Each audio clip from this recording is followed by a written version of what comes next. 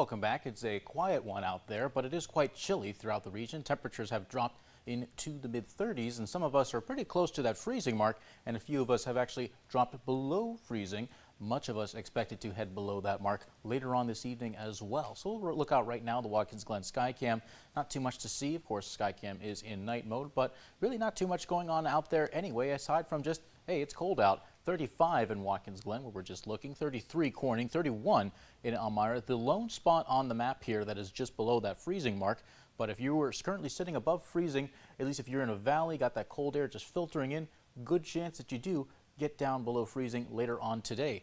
38 in Canisteo as well as Wellsboro, 37 for Tioga and Ridgebury, and over to the east also 37 in Binghamton, 37 in Ithaca this evening as well. Got some extra cloud cover just kind of lingering on from those winds that came out from the west. The directions change more over to the west. You can see just starting to parallel the state line with the progression of those clouds. Had a few light showers pass through a couple hours ago, mainly during the evening hours and the late afternoon hours. There were a few little bands of lake effect, just bringing a little bit of precipitation to the area. Not expecting that going into tomorrow, as we are seeing temperatures get back up close to that 50-degree mark. Some early morning sunshine quickly gives way to some mainly overcast skies going into the afternoon and later into the evening. So similar, more of those gray kind of skies that we've been seeing for quite a while.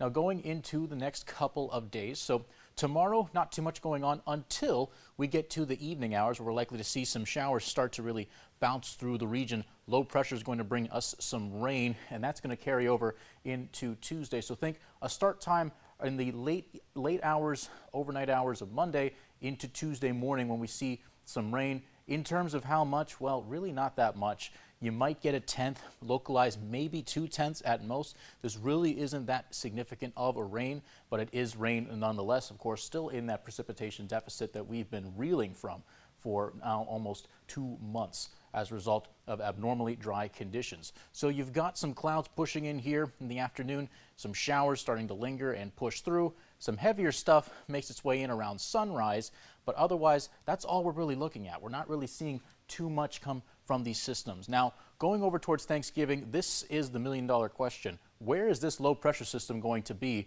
come Thanksgiving morning? If it's further south, like in the Carolinas, that means a lot of warm air is going to pass more over us, and we're going to see maybe a coating of snow, if that. Really not too much is going to happen in the region, and then that will just pass over. Not really too much going on there. But if this low pressure system passes through the mid-Atlantic parts of Pennsylvania, that could bring us several inches of snow, and that could bring a lot of snags in the travel commute for folks if you are planning on heading somewhere for your Thanksgiving holiday.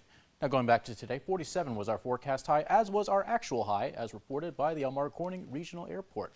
Temperatures tonight getting back down to 30. Partly cloudy skies and some light winds still out of the west and northwest. And the 7-day forecast showing temperatures staying in the 50s to start the week. Little rain on Tuesday. And of course, a little bit of wintry precipitation coming around for Thanksgiving and for those days after Thanksgiving as well.